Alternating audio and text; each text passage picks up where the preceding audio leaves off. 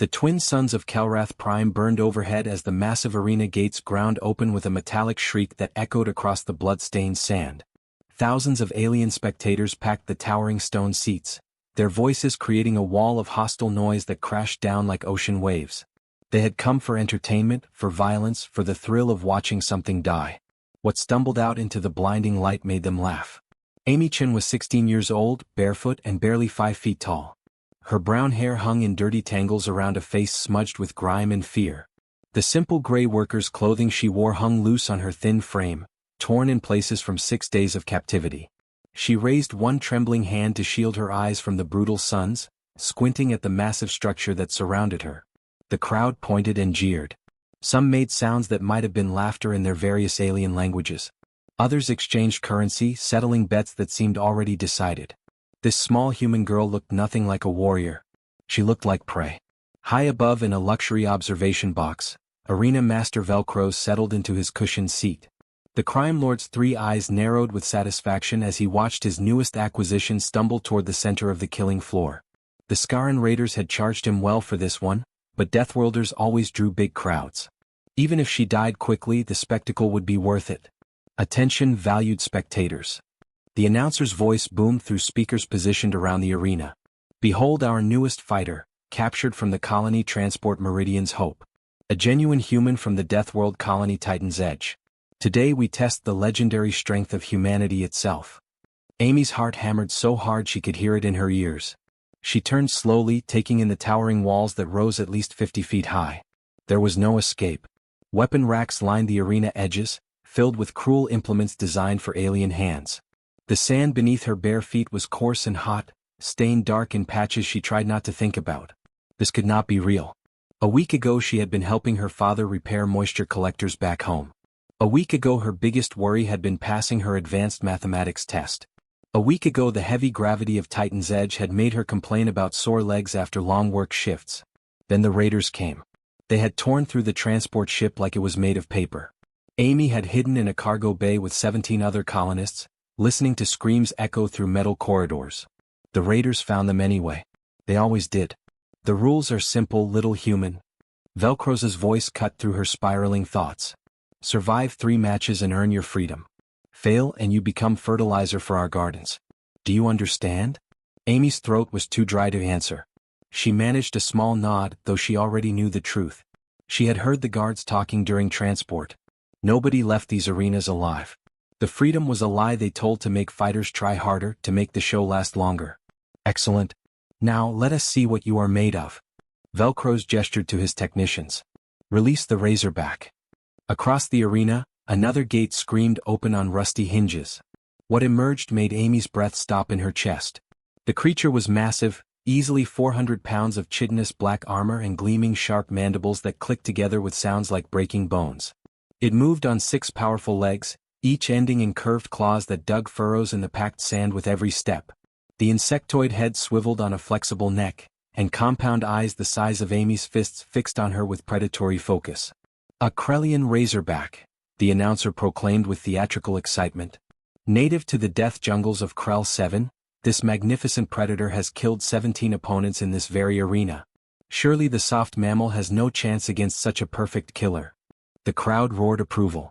All around the stadium, betting terminals chimed as final wagers locked into place. The odds were not in Amy's favor. Amy forced herself to breathe. Her father's voice echoed in her memory, steady and calm the way it had been during countless training sessions back home. Harrison Chin had served in colonial defense before retiring to become a farmer. He had made sure both his children knew how to protect themselves, even on their relatively peaceful agricultural world. If you cannot win through strength, win through speed, he had told her over and over. If you cannot win through speed, win through intelligence. Watch your opponent. Learn their patterns. And Amy, if all else fails, survive long enough for them to make a mistake. Everyone makes mistakes eventually. The Razorback's legs tensed. Its mandibles spread wide, revealing a mouth full of grinding teeth. It made a sound like tearing metal and then it charged. To the thousands of spectators in the stands, what happened next seemed to occur in the blink of an eye. The creature launched itself forward with incredible speed, crossing 15 feet of sand in less than a second. Its claws kicked up small clouds of dust as it accelerated toward the frozen human girl. But to Amy Chin, who had spent every single day of her 16 years moving through gravity that measured 2.3 times Earth's standard, the world moved at a different speed. She saw the micro-adjustments in the creature's stance before it jumped. Saw how its weight favored the right side slightly, suggesting an old injury to the left legs. Saw the exact trajectory its body would follow, the precise spot where those terrible mandibles would close on her torso and tear her in half. And she was not there when it arrived. Amy's body moved on instinct, reflexes honed by a lifetime of fighting gravity that would crush most of the spectators in this arena. She stepped aside with minimal wasted motion, her muscles conserving energy the way they had learned to do under crushing weight. The razorback's claws swept through empty air inches from her ribs, so close she felt the wind of their passing. Then her hand shot out. Her fingers closed around the base of the creature's left mandible, the one on its injured side. The razorback tried to shake her loose, tried to bring its massive weight around to crush her, but it had already made its fatal error. It had committed everything to the charge, expecting prey that would freeze or flee. Amy Chin was neither frozen nor fleeing. She pivoted, using every technique her father had drilled into her across thousands of practice sessions. Her legs, built to move cargo in high gravity, pushed against the sand with tremendous force. Her arms, strengthened by years of work that would have broken colonists from lighter worlds, pulled and twisted with mechanical precision. The razorback's neck was designed for quick striking motions and rapid head movements to track prey. It was not designed to resist rotational force applied from an unexpected angle by muscles built under crushing gravity. The crack of breaking chitin echoed across the arena like a gunshot. The creature crashed to the sand, its 6 legs twitching in final dying spasms. Greenish blood pooled beneath its massive body. Amy stumbled backward, staring at her hands, at the sticky ichor coating her fingers, at what she had just done. She had killed something. Actually killed it with her bare hands. The reality of it hit her like a physical blow, making her stomach twist. The arena was silent. For 3 full seconds, not a single sound came from the thousands of spectators. They stared at the small human girl standing over the corpse of a creature that outweighed her by hundreds of pounds. Their brains struggled to process what their eyes had just witnessed. Then Velcros began to laugh. It started as a low chuckle in the observation box, building rapidly into genuine delight that echoed through the speakers. The sound sent ice down Amy's spine. "Magnificent!" the crime lord shouted. "Did you see that? Did you all witness it?" He leaned forward, his 3 eyes gleaming with sudden dangerous interest. "That was no lucky strike, my friends. That was skill. That was power. That was profit." The announcer fumbled with his equipment, clearly thrown completely off his prepared script. The human has prevailed. Surely unexpected, valued spectators. But can she handle what comes next? Amy looked up at the luxury box, at the alien monster who held her life in his hands. Even from 50 feet below, she could see Velcros' teeth, too many teeth in a too wide mouth, spread in a predator's grin. "Send 2 more, Velcros commanded. His voice carried clearly across the arena. "I want to know if that was luck or if we have found something special." New gate mechanisms activated with grinding sounds. 2 separate doors began to open on opposite sides of the arena. Amy's legs wanted to collapse beneath her.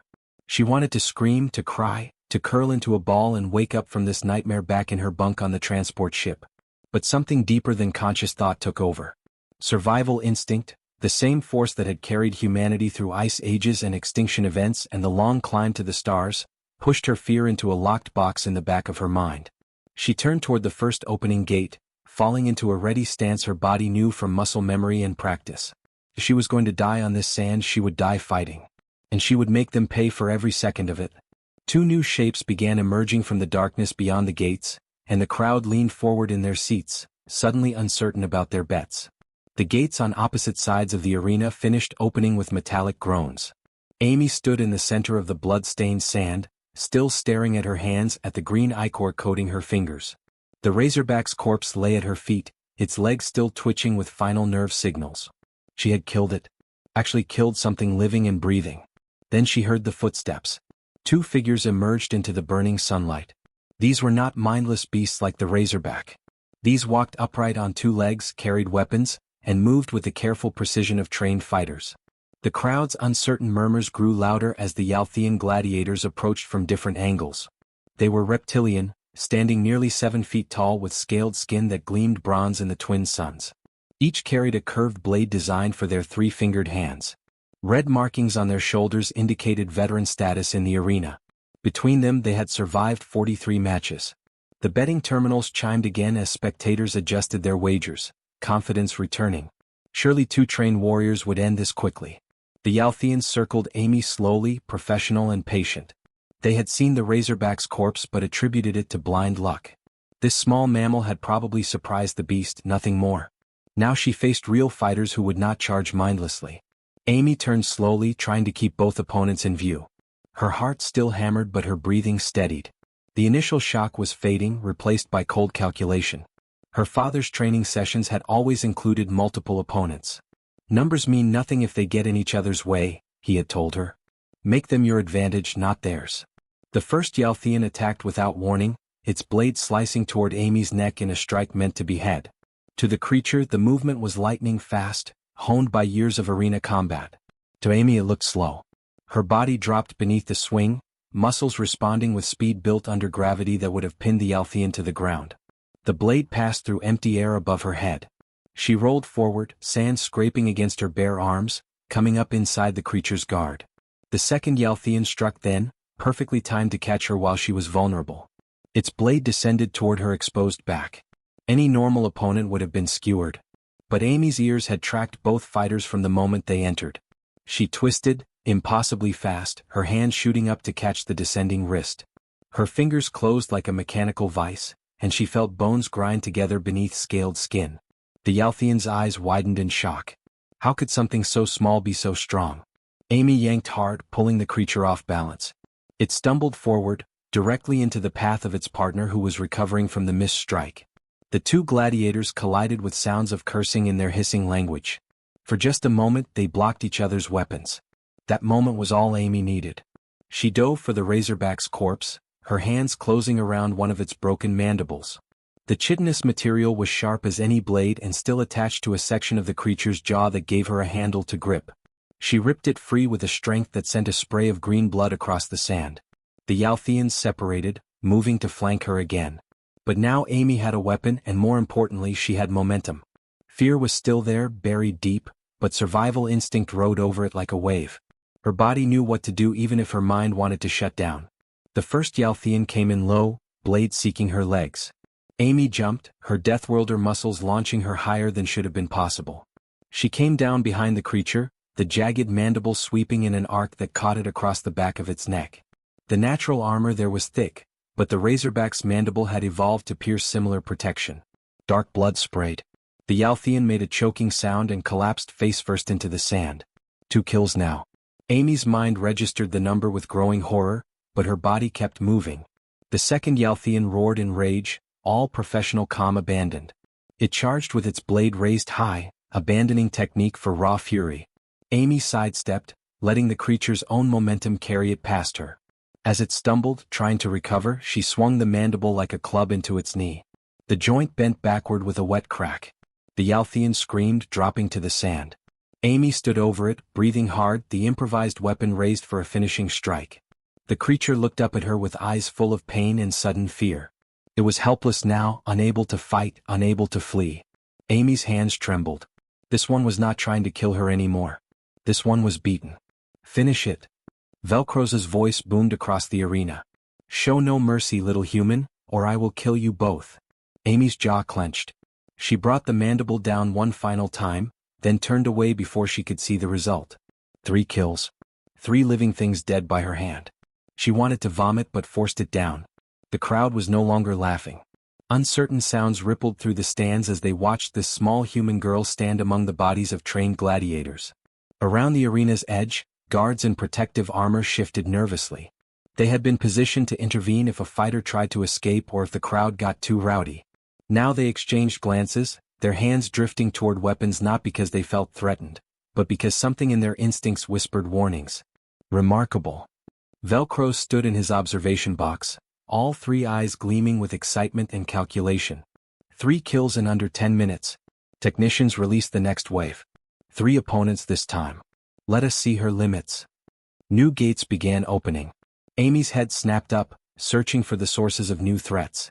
Her legs burned, not from exhaustion but from the constant tension of fighting.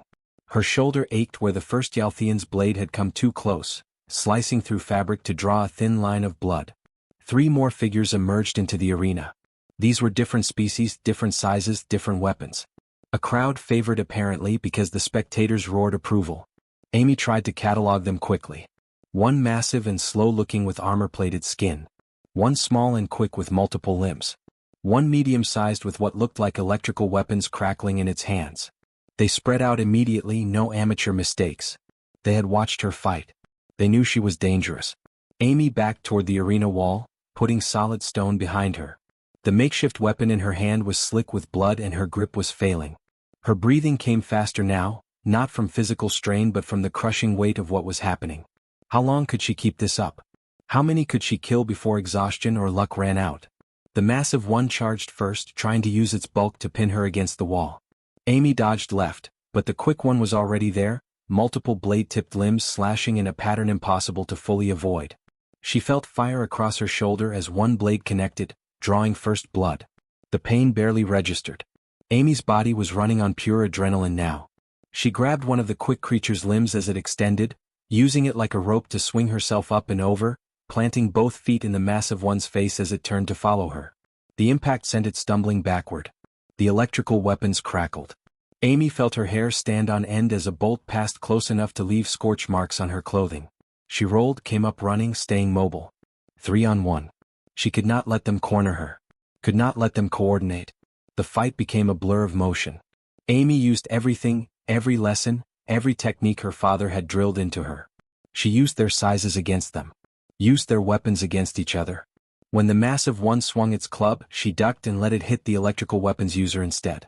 When the quick one lunged, she redirected it into the massive one's legs. But they were learning too. Adapting. And Amy was slowing down, not physically but mentally. The horror of what she was doing kept trying to surface, kept trying to make her freeze, make her hesitate. The massive one caught her with a backhand that sent her sprawling. Pain exploded across her ribs. The quick one was on her instantly, blades seeking vital points. Amy caught 2 of its limbs but could not stop them all. Another cut opened across her arm. Then her leg. She screamed, not in pain but in fury, and twisted with desperate strength. The limb she held snapped like dry wood. The creature shrieked and stumbled back.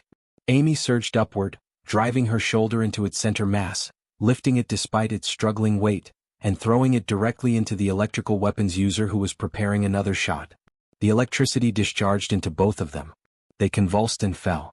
The massive one remained. It looked at its fallen partners, then at the small human girl who stood bleeding in the sand, chest heaving, covered in the blood of 5 different species. For the first time, uncertainty crossed its features. Amy did not give it time to think. She charged, low and fast, hitting its legs with all her remaining strength. The creature toppled like a falling tree. Before it could rise, Amy grabbed a fallen electrical weapon with shaking hands and discharged it point-blank into the creature's skull. Silence fell across the arena. Amy dropped the weapon and fell to her knees. 8 bodies now lay scattered across the blood-soaked sand. 8 kills in less than an hour. Her hands would not stop shaking. Her shoulder burned. Her ribs screamed with every breath. But she was alive. High above, Velcros stared down at her with an expression that mixed awe with something darker. Around the arena's perimeter, guards backed away from the edges, their earlier nervousness now open concern. Whatever this human girl was, she was not prey. And everyone in the arena was beginning to realize it. The arena's medical bay was cold and smelled of chemicals Amy did not recognize. She sat on a metal examination table while a thin alien with too many joints worked on her wounds. The creature introduced itself as Thorol, a medical technician who had been trapped in the arena complex for 3 years. Its fingers moved with practiced efficiency, cleaning cuts and applying bandages that sealed themselves to her skin. "You should not have survived," Thorol said quietly in Universal Standard, its voice like wind through reeds. 8 opponents in 1 hour. Most fighters die in their first match. Amy said nothing. She stared at her hands, now cleaned of blood but still trembling. She could still feel the sensation of breaking bones, of tearing flesh, of ending lives. Every time she closed her eyes she saw their faces, heard their final sounds. "The pain medication should help," Thorol continued, misunderstanding her silence. "Though I suspect you barely need it. Your bone density is remarkable. This shoulder wound would have been much worse on any other species." "I killed them," Amy whispered. Thorol's work paused for a moment. "Yes, you did. And you will kill more if Velcros has his way. The words hung in the air like a death sentence. Amy looked up at the medical technician. What do you mean? Before Thorol could answer, the door slammed open. 2 guards entered, both keeping their distance from Amy despite her injured state. Behind them walked Arena Master Velcros himself, his 3 eyes gleaming with satisfaction and calculation. Magnificent performance, little human, Velcros said, his voice dripping with false warmth. You have made me a fortune today. The betting halls are in chaos. No one expected such entertainment. Amy met his gaze without flinching. You said 3 matches and I go free. Velcros laughed, a wet bubbling sound. Oh, I did say that, did I not? But you see, the rules have changed. You are far too valuable to release. Think of the profit you will generate. Think of the crowds who will pay to see the deadly human girl in action. No. Amy's voice was flat. I will not kill for your entertainment. The arena master's expression shifted, warmth vanishing like smoke. You misunderstand your situation. You are property now. You will fight when I say fight, or you will suffer consequences. What consequences? Amy asked. You already plan to work me to death in your arena. Velcro smiled, showing too many teeth. But not just your death, little one. Come. Let me show you something. The guards gestured with their weapons. Amy had no choice but to follow. They walked through corridors carved from stone, past cells where other fighters waited in the darkness. Some were injured. Some were dying. All of them watched Amy pass with expressions mixing hope and horror. They reached a large chamber where prisoners sat in cages stacked 3 high along the walls. There were dozens of them, many clearly not fighters. Children huddled against adults. Elderly beings sat in corners, their eyes empty. These were not warriors. They were victims. Labor camps feed me a steady supply, Velcros explained casually. Some are useful for fighting. Others serve different purposes. But all of them share one thing in common. They live or die based on my mood. He stopped in front of a cage holding a small creature that looked barely old enough to walk. It had large eyes and soft fur, trembling as it clutched the bars. You will fight when I tell you to fight, Velcros continued. And you will win. Because if you refuse, if you try to escape, if you disappoint me in any way, I will start executing these prisoners. 1 for every refusal. Do we understand each other? Amy's fists clenched. Her whole body shook with rage she could barely contain. You are a monster. I am a businessman, Velcros corrected. And you are my newest asset. Guards, return her to her cell. She fights again tomorrow. The guards approached cautiously, weapons raised. Amy considered fighting, considered trying to tear Velcros apart right here. But she saw the other guards positioned throughout the chamber, weapons trained on the caged prisoners. If she attacked, innocents would die. She let them take her. Her cell was small, barely 8 feet square, carved from solid rock. A thin mat on the floor served as a bed. A bucket in the corner for waste. Nothing else. The door was solid metal with a small slot for food delivery. Amy heard it lock behind her with multiple heavy bolts sliding into place. She sat in the darkness, pulling her knees to her chest. Her shoulder throbbed despite the medicine. Her ribs ached. But the physical pain was nothing compared to what churned in her mind. 8 kills. 8 living beings dead by her hand. And tomorrow there would be more. And the day after that. And the day after that. Until she finally made a mistake and joined the bodies in the sand. Or until she became what Velcros wanted. A weapon. A killer. A monster who could execute other living things without hesitation. Hours passed. Amy could not tell how many. There were no windows, no way to track time. She drifted in and out of exhausted sleep, waking each time to the memory of cracking bones and spilled blood. The food slot opened. A tray slid through with something that might have been protein paste and a cup of water. Amy forced herself to eat. Survival meant maintaining strength, and her Deathworlder metabolism needed fuel. As she ate, she heard sounds from neighboring cells. Quiet weeping. Someone calling for water in a language she did not understand. The scrape of claws against stone. The arena held dozens of prisoners, all waiting for their turn to die. Amy finished the tasteless meal and set the tray aside. She stared at the wall, mind working through the impossible problem. She could not escape. She could not refuse to fight. She could not overpower all the guards and free the prisoners. Every path led to death, hers or theirs. You become what they want, she whispered to herself. Or everyone dies. But was there a third option? Something her father might have seen that she was missing? Harrison Shin had always said that when you cannot win, you change the game. But how could she change a game where she was completely powerless? The answer came slowly, building from scattered thoughts into something solid. Velcros wanted a weapon.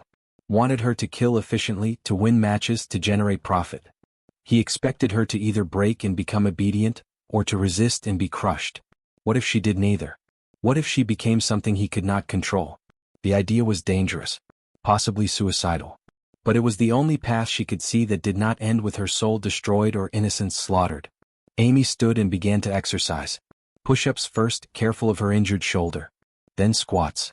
Then core work. Her father had taught her that physical training helped mental clarity. The rhythm of movement let her think. 8 kills in 1 hour. That was what Velcros had seen. A dangerous asset, but manageable with enough threats and leverage. He thought he understood her limits because he had watched her barely survive against 3 opponents at once. He had no idea what a human from a 2.3 gravity world could really do when they stopped holding back. When they stopped trying to be human and embraced what evolution had made them. The next time the guards came, they would find someone different. Not the terrified girl who had stumbled into the arena. Not the horrified child who wept over necessary kills. They would find a predator. And predators were much harder to cage than prey. Amy continued her exercises until exhaustion finally claimed her. She collapsed onto the thin mat, body aching, mind clearer than it had been in days. Tomorrow she would fight again. She would kill again. But she would do it on her terms, not Velcros's. She would become the weapon he wanted. And then she would turn that weapon against him. As she drifted into sleep, she heard footsteps outside her cell. The food slot opened slightly and Thoral's voice whispered through. I saw what you did in the arena. Saw how you moved, how you thought. You are planning something. Amy's eyes opened in the darkness. Why do you care? Because I have watched hundreds die here. Watched them break or burn out or fade away. But you are different. You have fire. And maybe, just maybe, that fire can burn this whole place down. He will kill the prisoners if I try anything. He will kill them anyway, Thoral said quietly. Eventually. That is what monsters do. The question is whether you die trying to stop him, or die having tried nothing at all. The slot closed. Footsteps faded away. Amy stared at the ceiling, barely visible in the faint light leaking under her door. Thoral was right. Velcros would never let anyone leave alive. The promised freedom was always a lie. The prisoners were already dead, just waiting for execution. Unless someone changed the game entirely. Amy's hands curled into fists. Her shoulder pain faded to background noise. Her ribs stopped mattering. All that mattered was the cold calculation forming in her mind. Velcros wanted a weapon. Tomorrow he would get exactly what he asked for. And he would learn too late that weapons sometimes turn on their wielders. In the darkness of her cell, Amy Chin smiled. It was not a happy expression. It was the smile of something that had stopped pretending to be harmless. The guards doing their rounds past her cell felt an inexplicable chill and hurried their pace. Something had changed in the air. Something that made their instincts scream warnings they could not quite articulate. Inside the cell, the small human girl from the Deathworld colony closed her eyes and began to plan. Tomorrow would be different. Tomorrow they would see what humanity really meant when pushed too far. And by the time they understood, it would be far too late to stop what they had created. The arena crowds had tripled overnight. Word spread fast across Kelrath Prime when something unusual happened in the fighting pits. By morning, every seat was filled and spectators crowded the standing sections, all wanting to witness the human Deathworlder who had killed 8 opponents in a single hour. Amy walked into the blazing twin suns with different eyes than the day before. The trembling was gone. The fear buried so deep it no longer mattered. She had made her choice in the darkness of her cell. She would become exactly what they wanted to see and she would use that against them. Velcros stood in his observation box, practically vibrating with greed. The betting halls had never seen such activity. Every criminal lord and wealthy merchant in 3 systems wanted to see this spectacle. He had already made back triple his investment in the human girl, and the day had barely started. Attention, valued spectators. The announcer's voice boomed. Today we present continuous wave combat. The human will face opponents without rest, without mercy, until she falls or until no challengers remain. Place your final bets now. The crowd roared approval. This was entertainment they had never seen before. The first gate opened. 6 fighters emerged as a coordinated unit. These were professionals from various species, each chosen for different combat styles. They had watched recordings of Amy's previous fights. They knew her patterns, her techniques, her weaknesses. But the Amy they had studied no longer existed. The 6 fighters spread out in practiced formation, weapons ready. They expected the human to position herself defensively, to try preserving energy to look for escape routes. Instead, she charged directly at the center of their formation. The move was so unexpected that their coordination collapsed. The front two fighters raised weapons to block, but Amy was already sliding between them, sand spraying from her feet. Her fist caught the left one in the knee joint with a crack that echoed across the arena. As it fell, she grabbed its weapon, a curved blade designed for hands larger than hers. She swung it in a wide arc that forced the other 5 to jump back. Then she was moving again, never stopping, never giving them time to reform their strategy. She had learned something crucial in her first fights. Against multiple opponents, momentum was everything. The moment she stopped moving was the moment they could surround her. One fighter tried to flank her. Amy spun and threw the blade like a spear. It caught the creature in the shoulder, not a killing blow but enough to remove it from the fight. Now 5 remained. Her Deathworlder endurance became obvious within minutes. The fighters were strong, trained, experienced, but they came from worlds with normal gravity. Their muscles had never needed to fight the constant crushing weight that Amy's had. Every movement they made cost them more energy than it cost her. Amy dodged, struck, moved, never staying in one place. When weapons came at her, she was already somewhere else. When they tried to corner her, she broke through their formation with raw strength that shocked them. A human her size should not be able to bowl through a fighter twice her mass, but Deathworlder muscles did not care what should be possible. By the 10-minute mark, 3 of the 6 were down. The remaining 3 were breathing hard, coordination falling apart. Amy had barely broken a sweat. She finished them efficiently, without wasted motion, without hesitation. 9 more bodies joined the sand. The crowd noise changed. The cheering became quieter, more uncertain.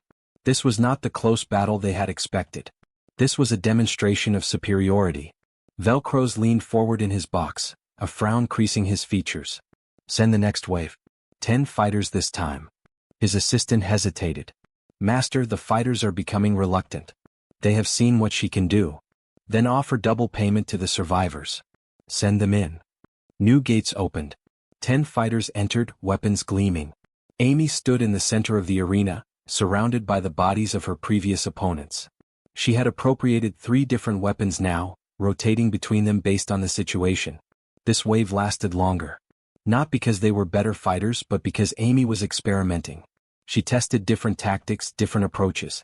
Used some opponents as shields against others. Isolated individuals and eliminated them quickly before returning to the group. Between fights she learned, adapted, improved. The crowd watched in growing silence as human endurance proved itself against alien strength. The fighters grew tired while Amy's breathing remained steady. They made mistakes from exhaustion while her movements stayed precise. By the end of the second wave, 19 total kills marked her count. The arena sand was dark with blood from a dozen different species. Around the arena perimeter, the guards were becoming visibly nervous. They were supposed to maintain order, to prevent escapes, to intervene if fighters threatened spectators. But now they watched the small human girl move through trained warriors like a force of nature, and their hands stayed far from their weapons. She is barely breathing hard, one guard muttered to another in their own language, forgetting that some translator devices in the crowd could pick up their words. Look at her eyes, the second guard replied. She is not even angry anymore. She is just working. Like this is a job. That observation spread through the guard force like a virus. The human was not fighting desperately for survival. She was processing opponents with cold efficiency. And that was somehow more terrifying than rage would have been. Velcro sent wave after wave. 12 fighters. 15 fighters. 20 fighters in mixed groups. Amy cut through them all. Some matches took longer than others. Some opponents landed hits that drew blood. But none of them could match the sheer relentless endurance of a predator species that had evolved to chase prey across continents. The other fighters in the holding cells watched on monitors, their faces showing growing horror. They were next. Eventually, they would be sent into that arena to face whatever the human girl had become. I will not fight her, one veteran fighter told the guards who came to prepare him. Kill me here if you want, but I will not enter that arena. The guard looked at his companion, then back at the fighter. Stay in your cell then. We are not dragging you out there. Word spread among the guards. The human was not like other fighters. She did not tire. She did not panic. She just kept moving, kept adapting, kept killing with mechanical precision that suggested she could do this forever. The second hour approached its end. Amy stood alone in the arena, surrounded by bodies. Blood covered her stolen weapons and spattered her clothing. A cut above her eye dripped red down her face, but she barely seemed to notice. Velcro stared down at his prize fighter with an expression mixing triumph and growing concern. She had killed 43 opponents in under 2 hours. The profit was astronomical. But something in the way she looked up at his observation box made his skin crawl. She was not looking at him like a prisoner looked at a captor. She was looking at him like a predator studied prey. Calculating. Patient. Waiting. Master, his assistant said nervously. The guards are requesting permission to leave their arena posts. They say the human makes them uncomfortable. Denied, Velcro snapped. They are armed and armored. She is one injured girl with improvised weapons. Yes, master. But the guards say that does not matter. They say she looks at them the same way she looks at the fighters. Velcro felt something cold settle in his stomach. He had wanted a weapon. Wanted a profitable killer to draw crowds and generate revenue. But weapons needed to be controlled, and he was beginning to realize this one might be beyond his ability to manage. In the arena below, Amy dropped her weapons and raised her arms. Her voice, amplified by the arena's sensitive audio systems, rang out clear and strong. Is that all? Do you have nothing left that can challenge me? The crowd erupted, some in cheers, others in nervous excitement. They had never seen such arrogance from a fighter. Never seen someone demand more opponents after slaughtering dozens. Velcro should have recognized the challenge for what it was. A predator announcing itself. A warning that the prey had become the hunter. But greed clouded his judgment. Prepare the exhibition matches, he commanded. Bring out the heavy assets. Show this human that we have barely begun. His assistant paled. Master, the heavy assets are expensive. If she damages them, the replacement cost will be enormous. And if she defeats them, the betting profit will be triple that. Do it. Amy heard the massive gates at the arena's far end begin to open. These were the gates used for large creatures, for the most dangerous opponents the arena possessed. She could hear something huge moving in the darkness beyond. Good. Let them send their worst. Let them think she was just a weapon to be aimed at their entertainment. They did not understand yet. Did not realize that weapons could choose their own targets. That predators could be patient. That humans knew how to play the long game even when covered in blood and surrounded by death. The massive creature that emerged from the gate stood 15 feet tall with armor plating and tusks like battering rams. The crowd gasped. This was one of Velcro's most expensive assets, saved for special occasions. Amy smiled. Not the terrified grimace from her first day. Not the sick expression from her second day. This was the smile of someone who had found purpose in chaos. Come on then, she said quietly, picking up her weapons again. Let us see what you have got. High above, Velcro watched his perfect weapon prepare to fight again, and for the first time since purchasing her, he wondered if he had made a terrible mistake. Around the arena perimeter, half the guards had already abandoned their posts. The ones who remained gripped their weapons with white knuckles and prayed to various gods that they would not be ordered into the pit. The monster Velcro had created was about to show everyone exactly how dangerous a Deathworlder could be when they stopped fighting for survival and started fighting with purpose. The emergency alarms screamed through the arena complex like dying animals. Red warning lights strobed across stone corridors as Velcro stumbled from his observation box, his 3 eyes wide with panic. The communication systems crackled with frantic messages in multiple languages, all saying the same thing. Galactic compact ships had entered orbit. Enforcement teams were inbound. The illegal arena had been discovered. In her cell, Amy heard the chaos and understood immediately. Someone had reported Velcro's. Someone had contacted the authorities that policed the lawless frontier zones.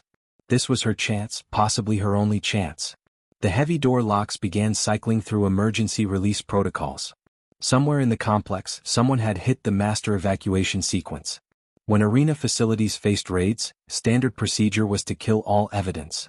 That meant killing all the prisoners. Amy heard screams echoing from other cells as automated systems began flooding them with poison gas. She heard the rattle of gunfire as guards executed fighters too valuable to waste gas on. Velcro was erasing everything that could connect him to the arena. But Amy's cell door swung open. Thorl stood in the corridor, a stolen access card in his trembling hands. Go, the medical technician said simply. The prisoner cells are in Section 4. I have unlocked them all. Save who you can. Come with me, Amy said. Thorl shook his head. I am old and slow. You are fast. You can do what I cannot. Go now before the guards realize what I have done.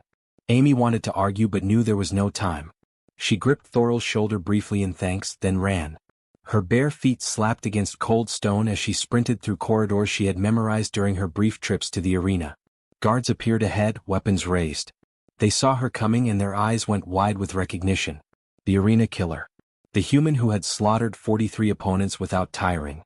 "Stop her!" one guard shouted, but his voice shook with fear.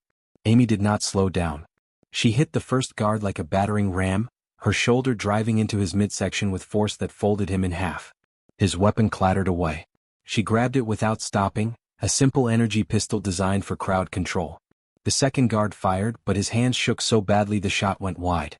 Amy returned fire with the stolen weapon, aiming for legs not heads. She was done with killing. These guards were just workers, not the monsters who ran this place. She reached Section 4 and found chaos. Cell doors stood open, prisoners streaming into corridors. Some were fighters, scarred and brutal. Others were the innocents, the labor camp victims, the children. They milled in confusion, not knowing where to go or what to do. "This way," Amy shouted in universal standard. "Follow me to the surface hangars. There will be ships there."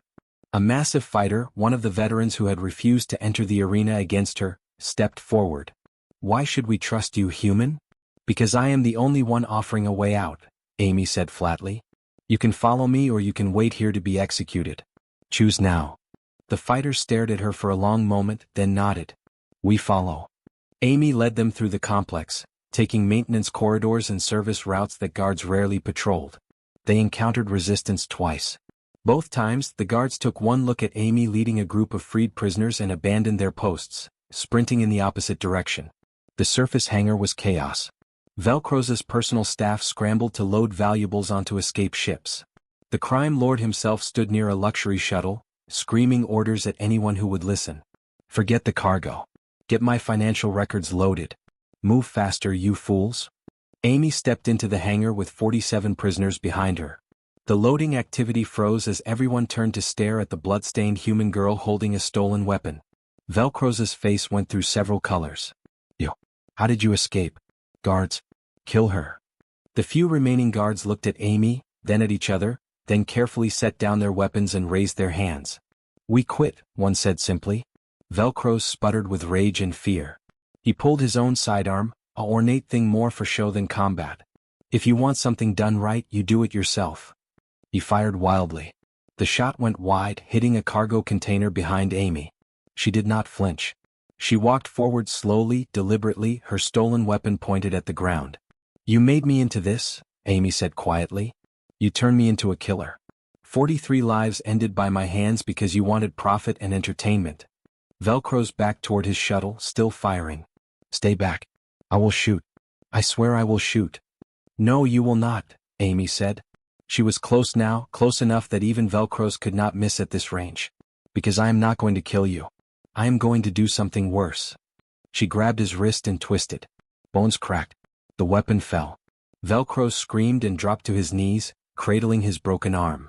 "I am leaving you alive," Amy said. "The Galactic Compact is landing right now. They will find you here, surrounded by evidence of your crimes. They will put you on trial. They will lock you away for the rest of your miserable life. And every day in that cell, you will remember that a human girl from a backwater colony destroyed everything you built." Velcro's looked up at her with hate and fear mixing in his 3 eyes. "You are a monster." "You made me one," Amy agreed. "But I choose what I do with it now." The sound of atmospheric craft filled the hangar. Galactic Compact shuttles descended in formation, their hulls marked with enforcement insignia. Armed soldiers in combat armor poured out, weapons ready, shouting commands in multiple languages.